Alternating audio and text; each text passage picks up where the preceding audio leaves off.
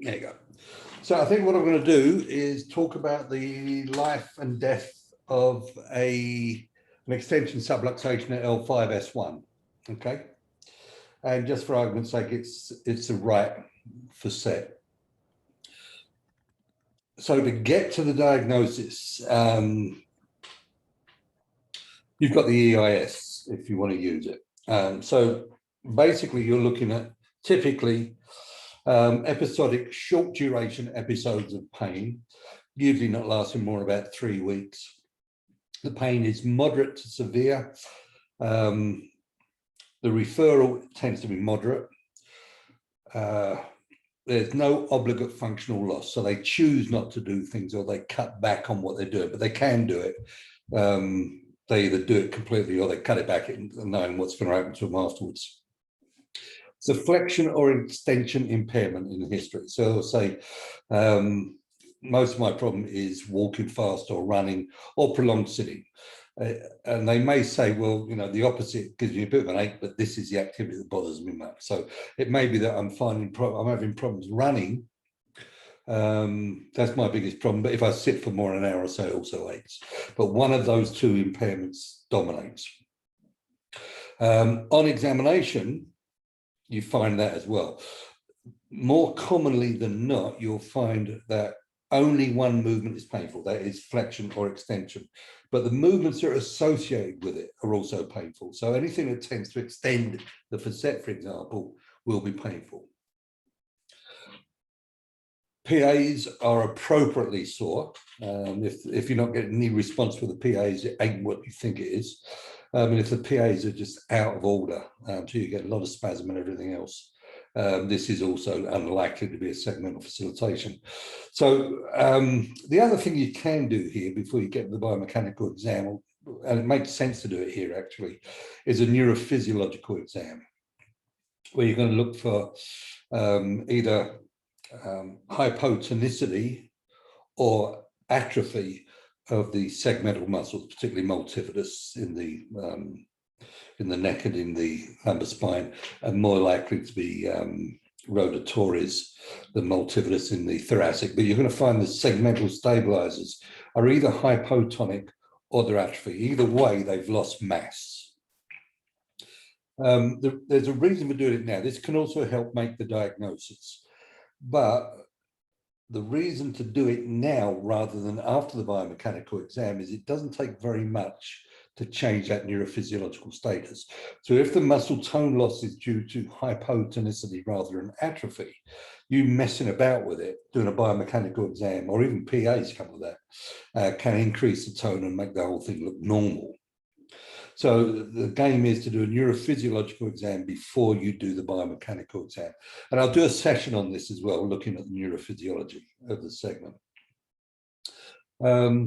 So all of that leads you to the diagnosis now of a biomechanical dysfunction, segmental biomechanical dysfunction. That will take you to the biomechanical exam. So you do your PVIMs, PAVIMs, stability test if that's what you want to do, and so on. So you do the biomechanical exam, and that should give you the appropriate biomechanical diagnosis. So in this case, we're going to say that they've got an extension subluxation of the right L5S1. Let me write it because I'm going to forget what side it is in a minute. Right, L5S1. So the joint is jammed into extension and is a flexion hypomobility. So when you assess the glides on this, you'll find that if you glide it into extension, you may produce pain when you do this, you may not. But the end field will feel normal, relatively normal. It may be a bit of a softer end field than it should be because it may have been made a bit hypermobile. But there's no qualitative change. There's a quantitative change, but not a qualitative change. So it doesn't feel different. When you glide it into flexion, though, this is when you get the jammed end field. It's just not going to go into it. So there's your diagnosis. So you've got a right L5S1 extension subluxation causing a flexion hypomobility of that joint. Okay, treatment of this. Well, the end field determines the treatment, really. If you have the jammed end field, then your treatment is manipulative. If you have a hard capsular end fill, then everybody's in trouble, because it's unlikely that manipulation will help this. It's probably still the first treatment to try, because if it works, it's done. If it doesn't work, though, you've got to accept the fact that this is a capsular restriction, pericapsular restriction. So it's going to take mobilization, and that almost never works, not to actually change mechanical effects of it. More often than not, though, what tends to happen is that the capsule tends to, when you have a pericapsular restriction, the capsule tends to hypertrophy. And rather than that become painful, the other side hypermobilizes and then destabilizes. So often the cause is the left joint, or a joint above it or below it, come to that, but another joint, and that passes the stresses onto the joint that's actually symptomatic. The problem you've got there is your treatment for the jammed up joint caused by the hypertrophic joint, the capsular problem, is to manipulate that joint and get it moving. And then your long-term treatment is to try and get the stiff joint moving. So either way, regardless of which one's painful, you end up mobilizing this stiff bloody joint, and it doesn't work terribly well. It really doesn't. I'm not sure, I think this is common wisdom, but common wisdom says, well, it's got to be based on some sort of research here, in vitro research. Basically, the thinnest collagen takes about 15 minutes of stretch to produce any hysteresis in, which is what you've got to be going for if this is truly stiff. So unless you're mobilizing for a minimum of 15 minutes on the thin collagen, you're not going to gain very much mechanically. Given that this is hypertrophied, it's going to be more than 15 minutes. Now, okay, what about exercising this? Yeah, okay. The problem you've got there is you can't stretch out a single joint. So if I'm trying to use stretching to get that joint more mobile, I'm also going to be stretching the other joints. And you come right back to the problem, is that passes on the stresses to the other joints, and they tend to hypermobilize. Without the stiff one getting stiff. So you've got real problems if you actually do have pericapsular restrictions in the spine. In the periphery, you can get them to stretch. You can put dynamic splints on and all the rest of this stuff without overstretching other stuff. But in the spine, you've got problems here.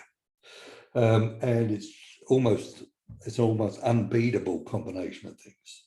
You do your best, you get the other joint moving, you give that some exercises, but your exercise, your stabilization exercises of this are unlikely to be able to withstand the forces, the abnormal forces that stiff joint is putting on it. So you do run into problems there. We're going to take another tack. We're looking at etiologies now. Now, it's not unreasonable that you would manipulate this joint and then do stabilization rehab on the spine itself. It's not unreasonable, but it don't bloody work. Not over the long term. There's a number of problems involved in that. Some of these are just patient not conforming to anything else. That's stuff that you can either get by or you can't get by. The problem is, unless you ask why that joint is jammed up, if this is being caused by another joint or the entire limb or something like that, where it's overstressing this joint, you can't do stabilization therapy to the spine and expect it to work unless you take the stress away. Because before that stress was applied to this joint, it was functioning perfectly well. It was a normal joint, and then it's broken down. Now, it can break down a normal joint, it can break down an abnormal joint that you've tried to get the muscles doing more work. Those muscles earlier were doing their job. So how would you get them doing their job again in a much poorer fashion than they were doing it when it wasn't working in the first place? So you've now got to go and find the etiology. And we sort of discussed that a second ago when we talked about the stiff joint, getting that mobile again. So one of the things you need to be doing is looking at what's caused this.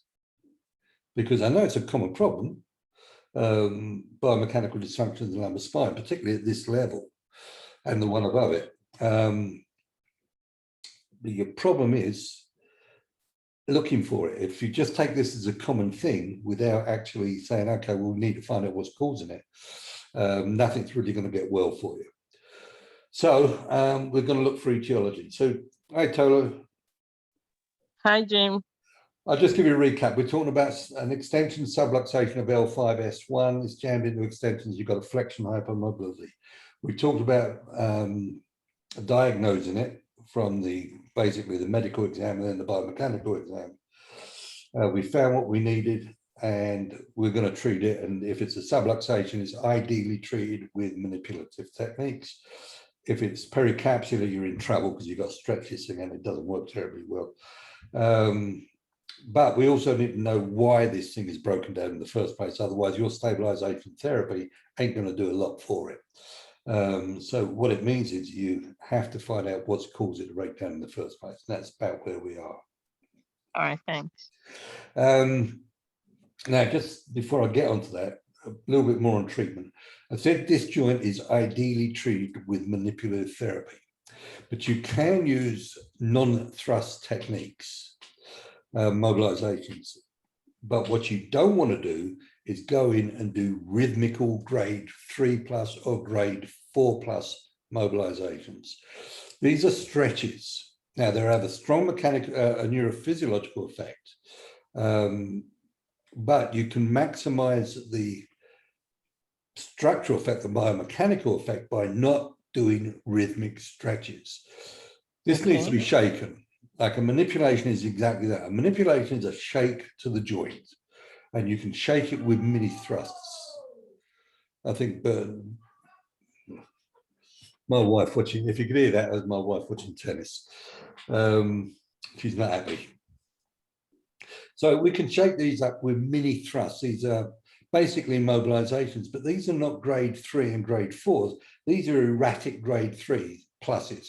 So you're constantly changing your force. You're trying to shape this thing, changing the direction a little bit of the mobilization. You're actually trying to shake this loose, and you are going for a click or a clunk as you do this. So this is not just a neurophysiological technique, as most mobilizations are. This is a biomechanical technique where you're trying to shake things up rather than just reduce pain and increase tone. Is that okay? So you can do either a single manipulation or you can do multiple mini manipulations. Sorry. Yeah, that's fine. Right. So there are your treatments, and at some point or another, you might want to give some thought to stability therapy. That's a whole different discussion. So we're looking for etiology. So what we need to think about is what's going to close this joint into extension and keep on doing it. So it's going to be a repetitive force, almost certainly. It could be a long-term force, but it's difficult to think of what that might be. Most forces and pressures go on and off. So this is more likely to be a long-term repetitive force. So what's going to cause this to overextend? And that's your question. Well, we can think about another joint in the spine that isn't taking its fair share of an extension load. And we sort of talked about that a second ago when we said the joint on the other side, the joint below, or even the joint above, may be overstressing this particular joint. Now, L5S1 in particular is prone to stress. This thing always wants to slide forward. That's pretty much the peak of the concavity or the convexity, I suppose, on the anterior side. So it's constantly undergoing an anterior shear. And you've got a number of mechanisms that deal with that. The shape of the direction, the orientation of the facets. These are much more sagittal rather than coronal. So they come straight out and they block the movement. You've got iliolumbar ligaments that do all this, but these can only go so far. But everything about this segment is going to be sheared anteriorly.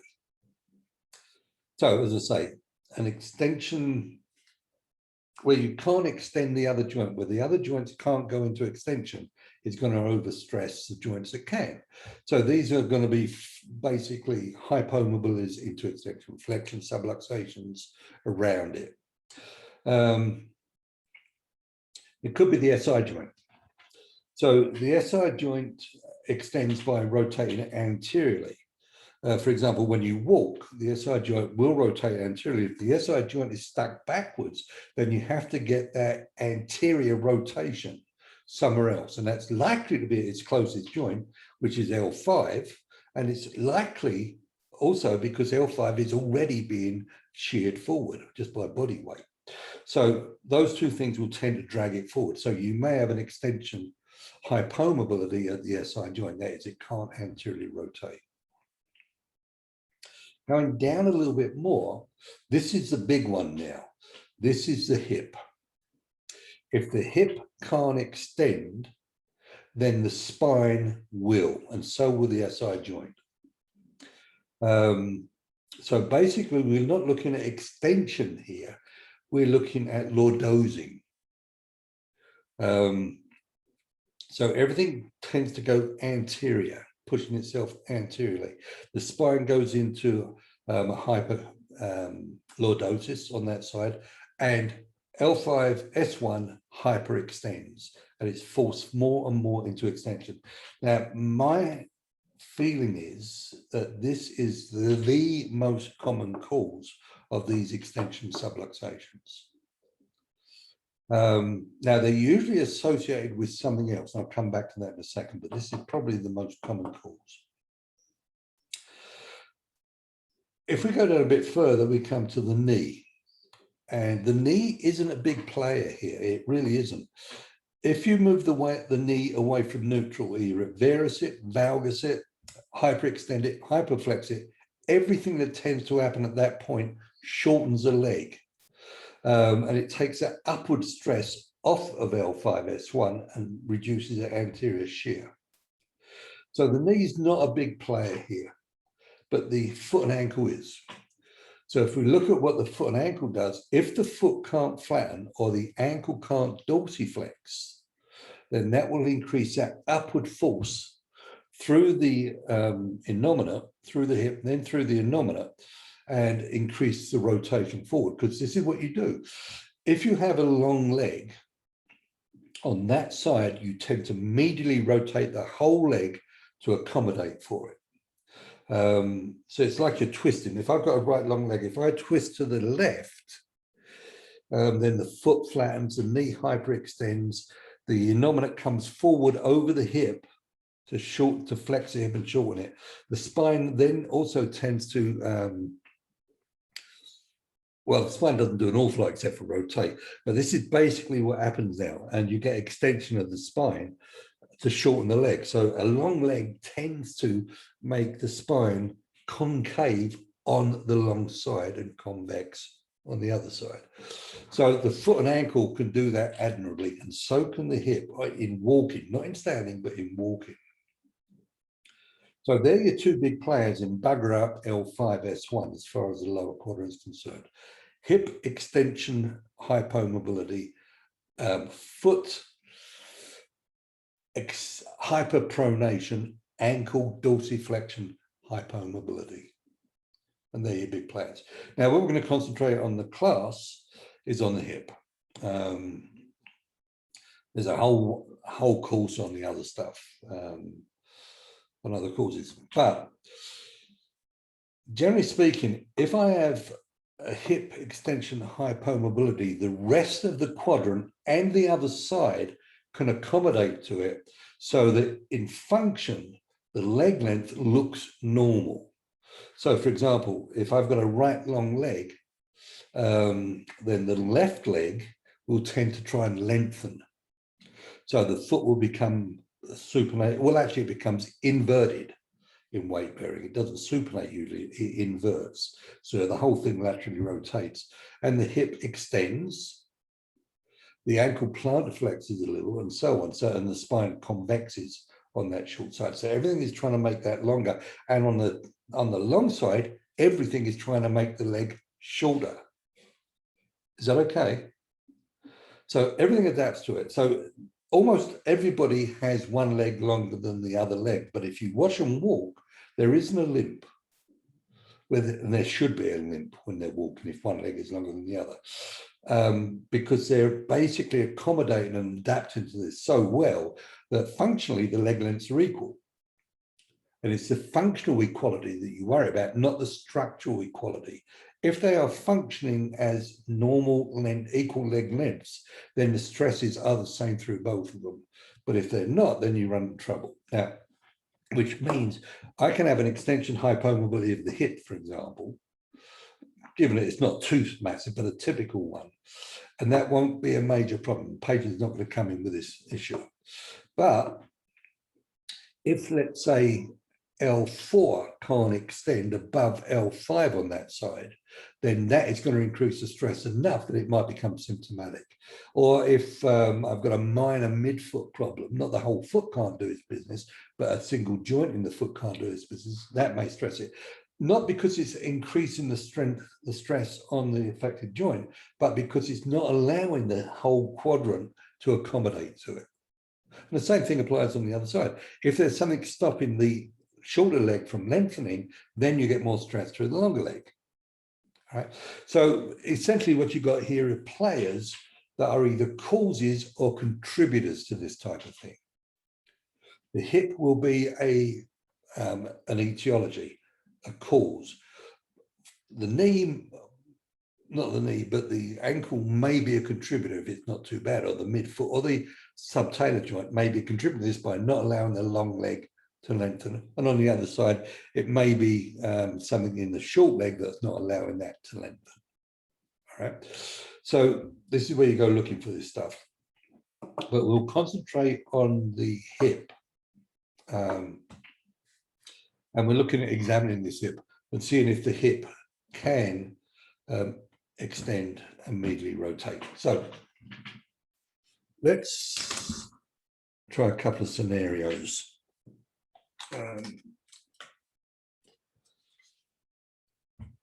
If the hip can't extend, we're saying it's the hip now that can't extend.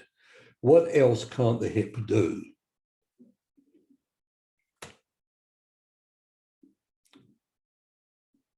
Now, I'm hoping that you've got enough clinical biomechanics to be able to answer that.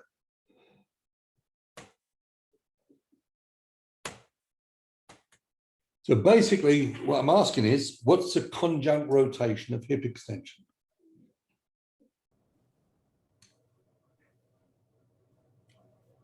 Do they do this at school? Adjunct rotations, conjunct rotations, and so on or not? No? Oh, they're goddamn useless. I don't know what the point of it all is. I mean, seriously, what are they teaching you that's of any value anymore? Anything?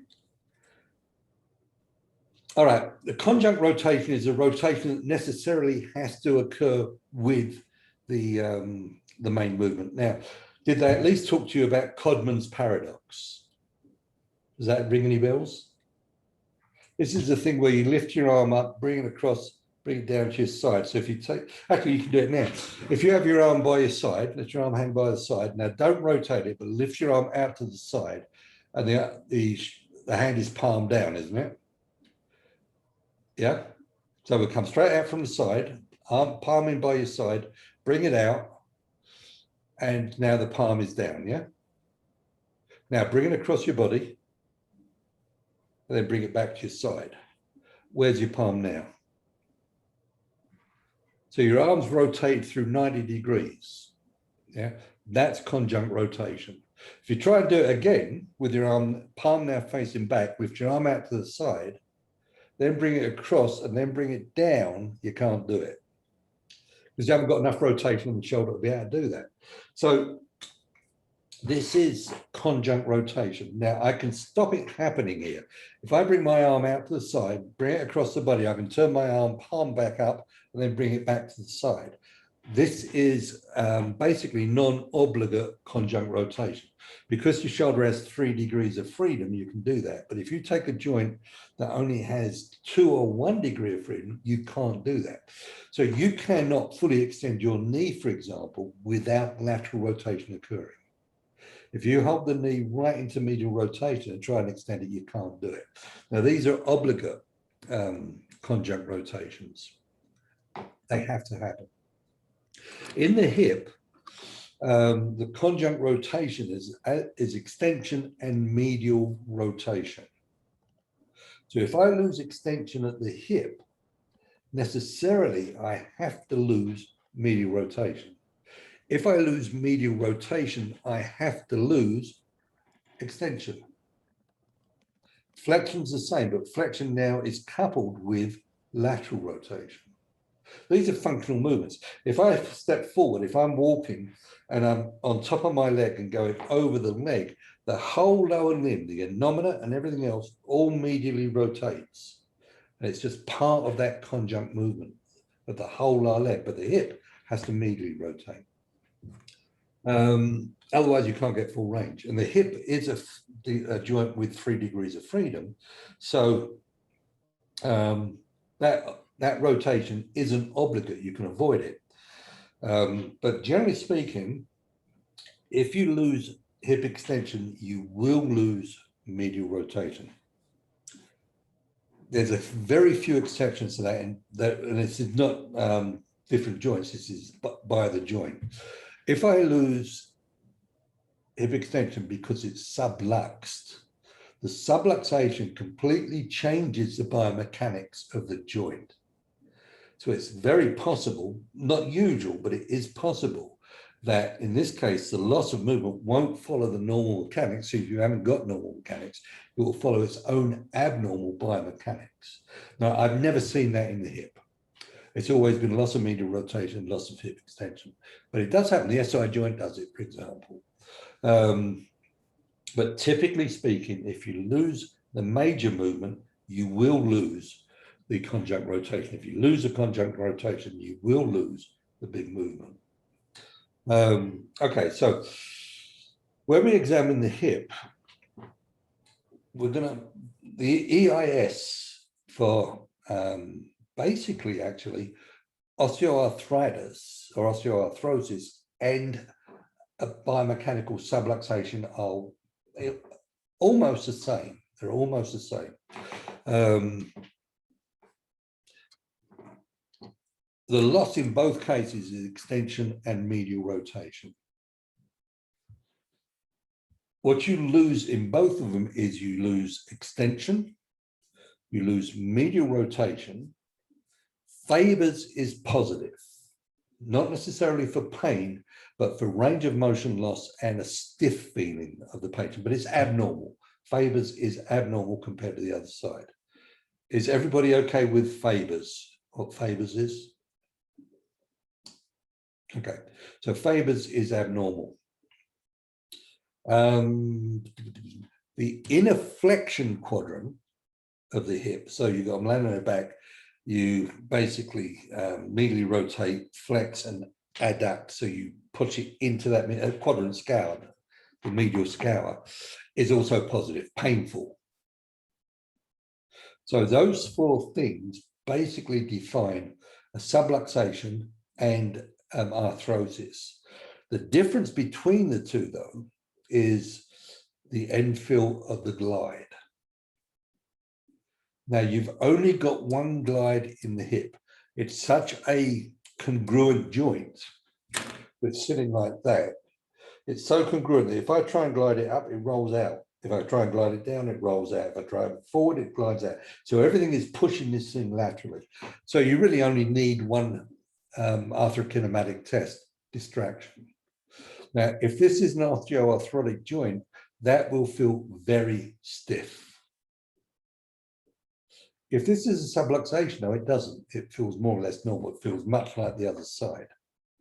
And the reason is you can always distract a joint that is not, doesn't have its capsule tight. Yeah, so you'll get that normal glide, the distraction glide, in a biomechanical subluxation, but you won't get that with an arthrotic joint. Now, the question comes up, and I had this when we first started doing this. By the way, this is all, nearly all of this is from one of my partners in the States, Gail Malloy. And she based a thesis for a doctor of science on this, and it actually works quite nicely. How do you sublux a joint that is so congruent? Because it's not as congruent as it should be. So you cannot sublux a joint unless it's this massive, massive trauma, in which case you're talking about a surgical subluxation, not our biomechanical ones. And there's severe consequences afterwards. But these biomechanical subluxations can't occur unless there's degeneration of the joint surfaces. So they are arthritic joints, but they're not hypomobile joints. But it does allow them to go off the tracks, if you like, and they jam. Now, the model we're using here is if you're looking at the anterior aspect of the joint, so there's the femoral head, there's the acetabulum, it does that. So it subluxes into lateral rotation. So what you can't do is you can't medially rotate it, you can't extend it. The muscle tone around it is heightened, usually because it's a bit uncomfortable, but it gets stiffer. So Faber's is positive, and it is painful when you grind it. So you do have nociception in the joint. You usually don't have pain, though, although you can produce a pain by increasing the nociception with quadrant testing. Is that okay? This applies to most joints you'll see. They can be completely asymptomatic until you go in and crunch them. And then that nociception, which isn't painful, becomes pain, reaches their perceptual system, and they feel it as pain. Are we good with that? These are easy to treat. These things are very easy to treat, almost always. And it's a manipulation. So essentially what you do is manipulate it into lateral rotation. And they're really quite easy to do. I haven't got any video of this, unfortunately. I'm not in a position to do one. But if you lay the patient on their side with the affected hip on top, bend the knees up a little bit, sort of, I don't know, 30, 40 degrees or so, and then stabilize the pelvis. You reach over with one hand. So if they're laying on their left side, for example, their head's up that way, I'll reach over with this hand, grab the anterior iliac spine there, so the pelvis is stable, and then simply come on, and with the heel of your hand, you hit the back of their trochanter. So if you hit the trochanter's back, you're doing that with it, and it rotates it. It's just a thump. Not particularly heavy usually, except some of these can be a real bitch. They become very, very stiff, but generally speaking, it's a little thump and away it goes. And that will shift it. When you re-examine it, you'll find pretty much all of those signs have gone. Faber's has gone, and so on. In fact, that hip may actually be more mobile now than the other. And basically, if that's all you found in your examination of the quadrant, that's basically your treatment for removing the stress from the joint. So you would manipulate L5S1, manipulate the right hip joint, and then you might want to start thinking about stabilization therapy. But now it might work because you've removed the abnormal stress. But you can't just rehab the spine.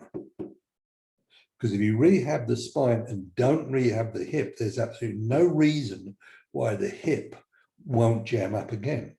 Same as there's no reason why the spine won't jam up again if you don't do something about it.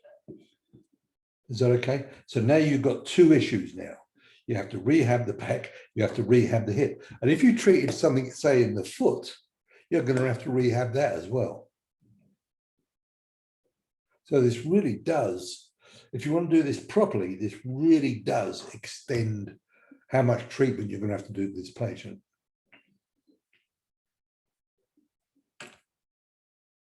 Right now, there should be one question on your mind. What is it?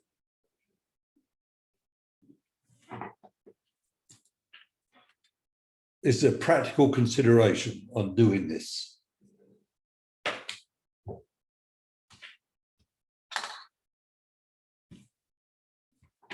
It's a legitimate one. Most people will say you've got to ignore it and do what you're going to do, but it's a legitimate concern. What do you think it is?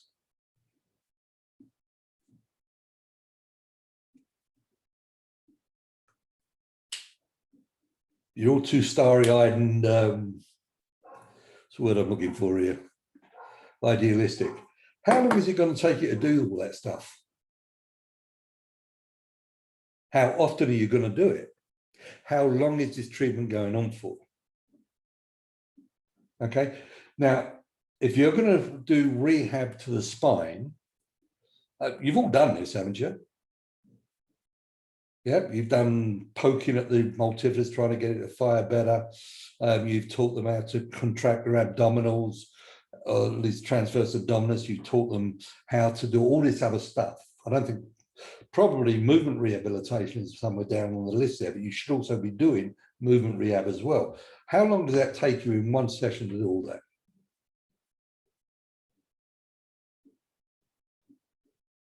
Honest estimate. To the point where you can say, okay, that's good, go and practice it. About 20 minutes. Okay, now you've got 2 joints. That's 40 minutes. And you can't say, well, if I've done one, it's easy to give them the thing on the other, because rehabbing the foot is nothing like rehabbing the spine. The principles are similar, but they don't give a damn about principles. This is all about practicalities for them. So now this is 40 minutes. You've also had to treat whatever it is you're using to treat the spine and the foot. So now you're into this for well over an hour. How much are you going to charge for this? It's a fair enough question, isn't it?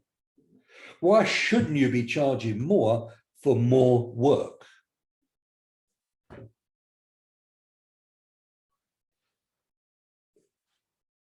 The other problem you've got with this stuff is compliance.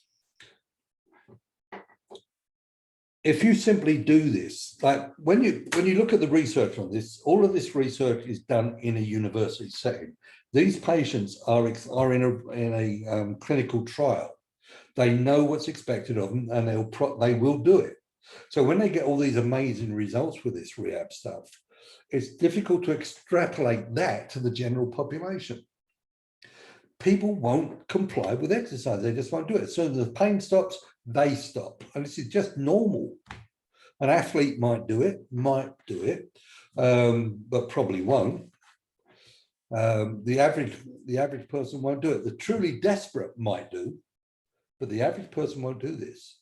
So you'll spend an awful lot of time on these people and so on, and you're in trouble.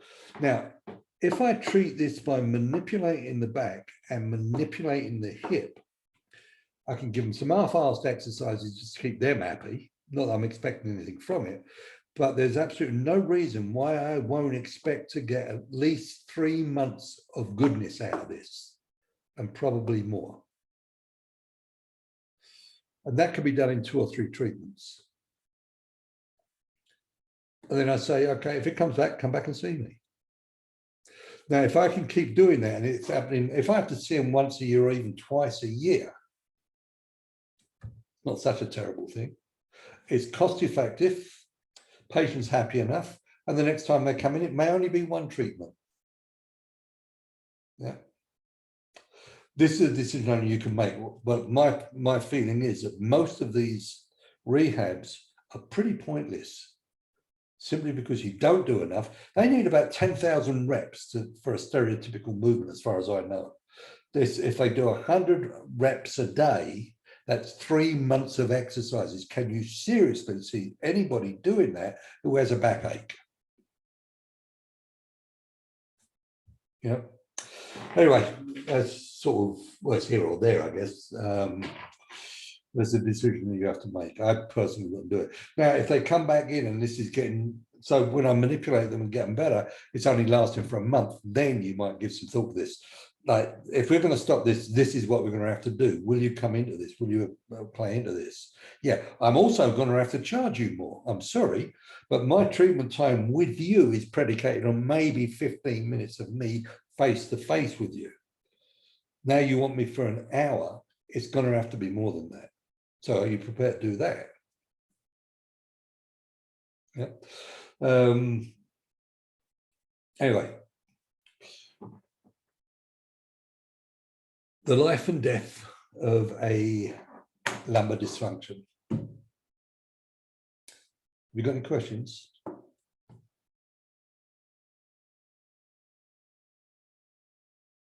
That's really quick. How many of you saw, I did a webinar on this some time back, on the hip as a contributor to back pain. Did you see it? Anybody? I'll send you the the YouTube link. You can have a look at it if you want to. It just extends, well, actually it doesn't after all I've said, but it's if you want a reference for it, that's probably the best one. This is basically what we just talked about here, is hip extension hypomobility as an etiology, not as a problem in itself. Now, you can get these same subluxations, but to a much more massive extent. And then the patient will have groin pain. They won't be able to run, and it's usually is runners and other idiots. People who want to exercise all the time, I don't understand it, but there you go.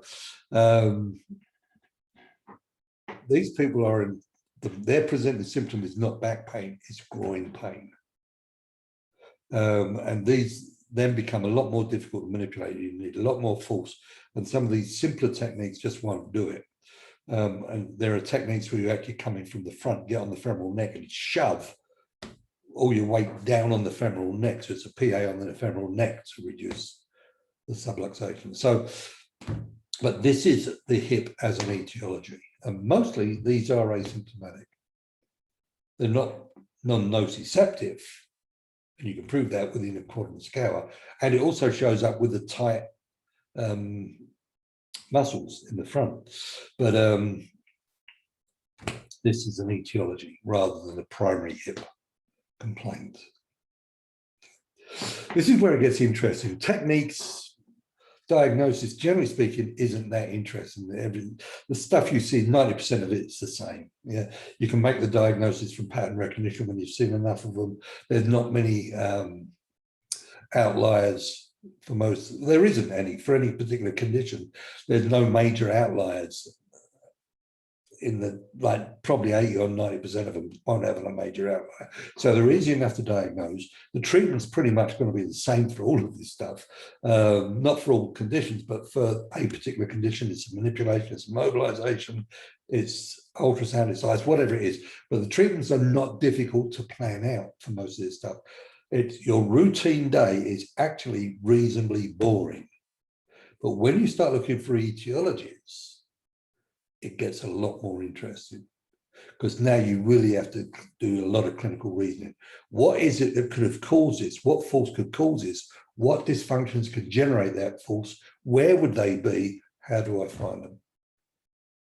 And how do I do it quickly? So there's a lot more thought into etiologies than there is into diagnosis. But you can't do the etiology without diagnosis, obviously. But if you're finding most of your day a little bit boring, it's because most of your day is boring. And when it's interesting how much brain power goes into this etiology, because you only need to do a couple of these a day and you're whacked. If you try and do this all day long, it'll just wipe you out, because there's a lot of effort goes into this. But it is the interesting bit of the practice, I think. The other interesting bit is when things go wrong, but that's not a good way of getting interested. Yeah. Let's backtrack a little bit again now on the diagnosis. Now, if we look at the EIS I gave you, and I said it was basically short duration episodic pain. This is this is generic for biomechanical dysfunctions, whether it's in the spine or in the periphery. So it's short duration episodes of pain, 3 weeks, and then variable periods in between, but usually much, much longer than 3 weeks. During the episode, there's non-obligate functional loss. You choose not to do things, or you do things and suffer the consequences happily. But it's usually not to the point where it's obligate. The intensity of the pain is usually moderate, maybe up to sort of low severe. The referral is moderate. And you have a flexion or extension impairment. Range of motion shows either flexion or extension loss with pain, and PAs are appropriate. So if we look at all that, and we look at the outliers to that, we can start thinking about differential diagnosis. Now, as far as if they conform to that EIS, can you think of another diagnosis that you could be missing because you followed that EIS? So what else have you got, basically? Any thoughts?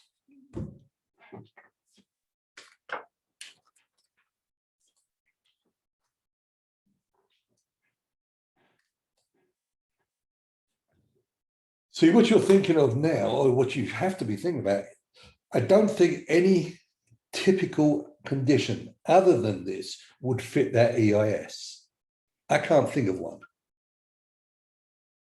Can anybody? So what you've got to be thinking about is atypical conditions that might fit that EIS. So conditions that don't fit their own EIS, but fit this one. So it don't have to be right here. You just have to be able to think of them. And it doesn't have to be that close, but it should mimic that EIS to some extent. So what else have you got?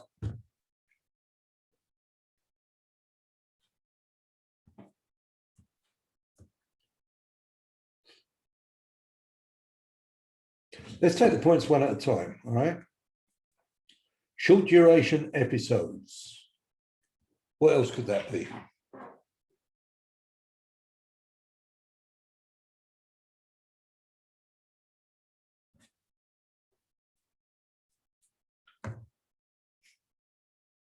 Come on, what you got? What else can come and go over a period of 2 or 3 weeks? And come back again?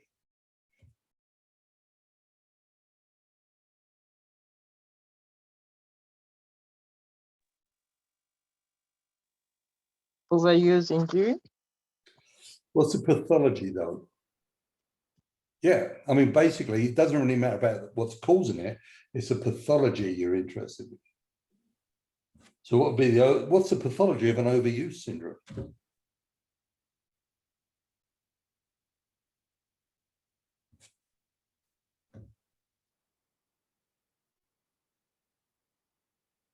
Um,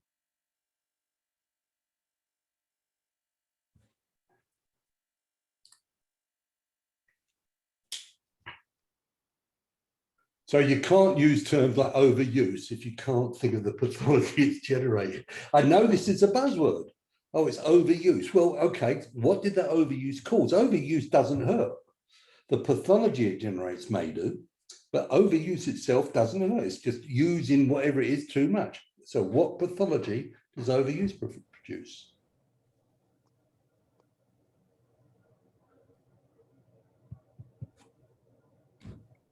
Think of any pathology you like. Just pick a pathology. Tendinitis,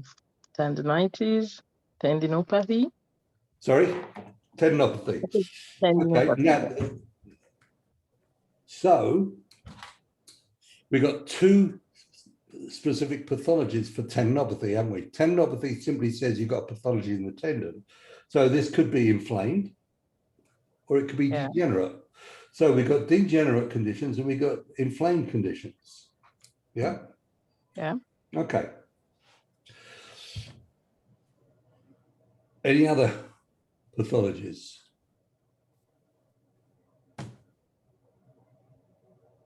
From overuse. I'm not even worried about it being episodic at this point. Just give me some pathologies from overuse. So tendinopathy is one of them.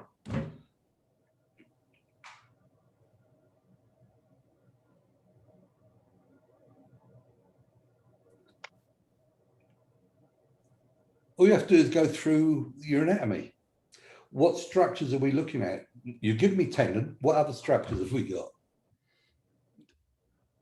The joint. Sorry, the joint. Okay. The joint. Yeah. So what have we got in the joint? You could have degenerative changes. And inflammatory changes. Inflammatory changes. Okay. What other structures? Ligaments. Okay. So what else? What can we have there? Tearing. Okay, so we can have a tear and Just inflamed. well, degeneration. So they're both tears. Okay. One is a traumatic tear, the other one is a degenerative tear. Yeah. Another tissue.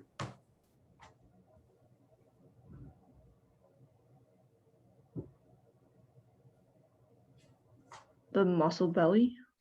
Okay, muscle. Okay, what can we have there? Same thing as a ligament, basically, yeah. So it's either a degenerative tear or it's a traumatic tear. Yeah. Another tissue.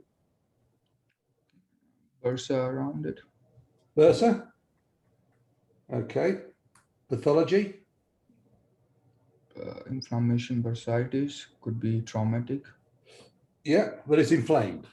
inflamed. Yeah. Yeah, and it could be, well, typically it's not degenerative, but and they're all traumatic. Yeah, whether it's micro trauma or macro trauma, they're all traumatic. Another tissue.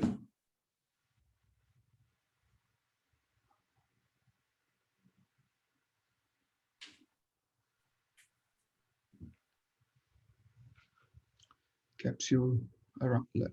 That's a joint. That's a joint. Bone. Bone. Yeah, so we can have a traumatic fracture, or we can have a pathological fracture, or we can have a degenerate fracture. Yeah. Now, if you look at that list, you haven't got that many pathologies. It's inflamed, it's torn and inflamed, it's torn but not inflamed, the tendon is inflamed or it's degenerate and not inflamed. The fracture is either an overt fracture, which is seriously inflamed and bleeding all over the place, or it's a degenerative or pathological fracture that isn't inflamed. So these are your possibilities for pathology. It's that simple. Yeah. Now, if we look at, we're saying this is an episodic problem. What isn't, of all those pathologies, what isn't this? Certainly not traumatic, at least not macrotraumatic. Yeah. So we can say that this isn't an inflammatory condition. You may have some inflammation because of the subluxation, but because it's episodic, it comes and goes, short duration and so on. Well, actually, you can't say that. Either you have a biomechanical arthritis, or you have a degenerative subluxation.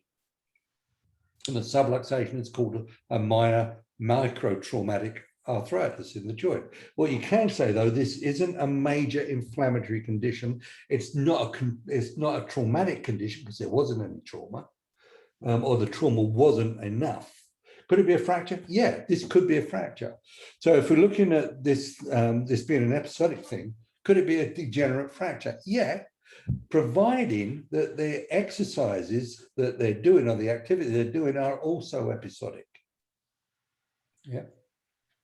So this is a way to think about this thing. It's not a matter of making a list and memorizing the list. It's a matter of looking at the principles of what you're doing. Is it inflammatory or not? Is it traumatic or not? Is it micro-inflamed? Is it macro-inflamed? Is it micro-traumatic or macro-traumatic, and so on? So this is all the stuff you need to be thinking of, not making lists of things and trying to remember them, because it doesn't work. Your memories are not that good. Plus the fact people who have really good memories, eidetic memories, usually have trouble actually using that information. They can recall it, but actually using it for something useful is sometimes beyond them. So you've got intelligence. I mean, the fact that you've gone through PT school, got into PT school, actually, God knows what you like when you come out of PT school, but when you went in there, you had a level of intelligence that is higher than the average. This is how you want to use it.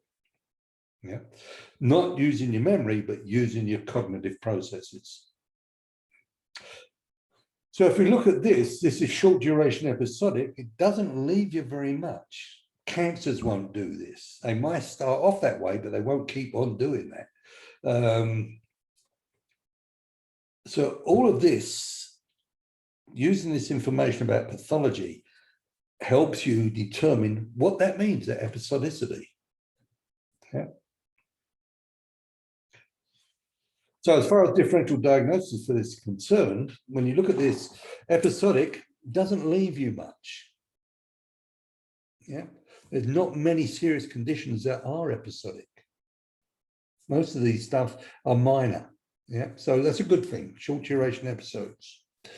Moderate pain, it's usually moderate plus. the other question that goes with this is it getting worse? Is this pain getting worse or not? Progressive pains can be a real problem.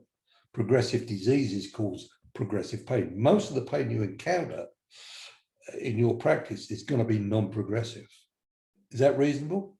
How many conditions do you come across where it's just getting worse and worse and worse? There's not many of them. Or in the history, hopefully when you start treating them, that progression will stop anyway if you're getting some. But over a fairly prolonged period, more than 2 or 3 days, generally speaking, these things don't get worse and worse and worse. Now, a disc herniation will, but you already know it's a disc herniation by the bloody, the extreme presentation of this person. You know exactly what it is without worrying about that stuff. Probably the one that's a little bit iffy that does do this is a contained disc herniation, where there's no bulging of the disc, but the pain is coming from the disc itself. And they do get worse and worse and worse. And you need a bit more information to be able to peel that out. But this isn't that. Flexion or extension. Again, joint things that actually do cause an inflammation of the joint or a degeneration of the joint, rather than a biomechanical dysfunction, will give you flexion and extension problems. Muscle tears do the same thing as well. They will give you, if it's a muscle belly tear, for example, or a tendinitis, they will be painful in moving into the range because of the contraction of the muscle, and they will definitely be painful when you try and take it out of the range because now you're stretching the muscle tendon. So severe musculotendinous problems will give you that, both flexion and extension. But a tendinopathy won't do. Often a tendinopathy isn't sensitive to stretch. So for the most part, when it's just flexion or just extension, it's unlikely to be a serious pathology of the joint. Yeah. So this is a way to use your brain. And just think about the pathologies. Use the clinical information you've got in the diagnosis. And I honestly don't think that most of the teachers in the school, because they're not clinicians for the most part, do this. And most clinicians, when they do this, don't think about it. It's really the teachers who have to think about this that do it, not because they're brighter or anything, but simply because if we're going to teach this properly, we have to think about the way you think, if we're not just going to teach techniques anyway. Okay. So I'll send the YouTube link along with the recording, and it is recording. Hey. Do you have any questions though before we finish up? No. Well, if you're going to watch a football game, enjoy it. I plan to. Well, I don't know if I enjoy it or not. It's a whole different issue. I may not even sit all the way through if they piss me off enough. And I'll see you next week. All right. Take care, guys. Thanks, Jim. Thank you, Bye. Jim. Thank you, Jim. Take care.